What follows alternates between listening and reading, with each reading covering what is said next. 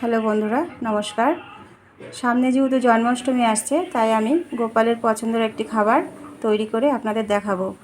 খাবারটি হচ্ছে বিউলির ডালের রসবড়া। এই রসবড়া করার জন্য লাগছে আমার বিউলির ডাল। আমি 3 থেকে 4 ঘন্টা ভিজিয়ে রেখেছি।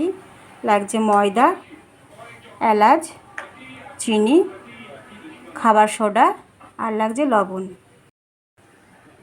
এবার বিউলির ডালটাকে আমি অল্প জল দিয়ে পেস্ট করে নেব। আর পেস্টটা করব, অন্যদিকে আমি কড়াইতে জল দিয়ে চিনি দিয়ে একটা শিরা তৈরি করে নেব।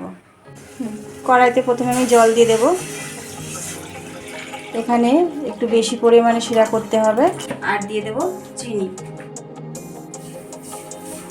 এখানে আমি 200 গ্রাম বিউলির ডাল নিয়েছি, সেই তুলনায় 300 থেকে 350 গ্রাম চিনি। এটাকে ভালো করে ফুটতে দিতে হবে। আমার বিউলির ডালের পেস্ট হয়ে গেছে। এখন আমি এটাকে ঢেলে নেব। ওতে আমি দিয়ে দেব 2 চামচ ময়দা,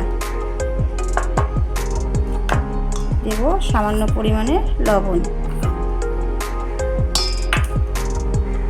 আর সামান্য পরিমাণ খাবার সোডা দিয়ে এটাকে আমি ভালো করে ফেটিয়ে নেব।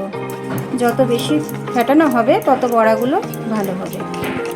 ডালটা ফাটানো হয়ে গেছে, আমার তেলটাও গরম হয়ে গেছে। আমি এখন একে একে বড়াগুলো ভেজে নেব।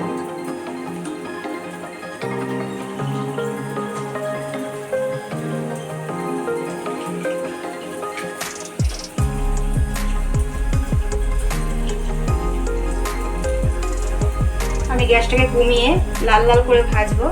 লাল লাল করে না ভাজলে রসের মধ্যে দিলে পরে বড়াগুলো সব নরম হয়ে যাবে বেশি। দেখুন আমার শিরাটা গাঢ় হয়ে গেছে। আমি এরকম এর মধ্যে দিয়ে দেবো এলাচ গুঁড়ো করে দিয়ে দিচ্ছি, গন্ধটা ভালো আসবে। আমার বড়াগুলো ভাজা হয়ে গেছে, বেশ লাল লাল করে ভেজে নিয়েছি। আমি একটু তুলে রাখবো।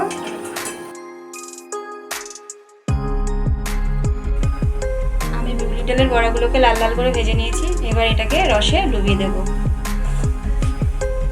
রসটাও রেডি হয়ে গেছে।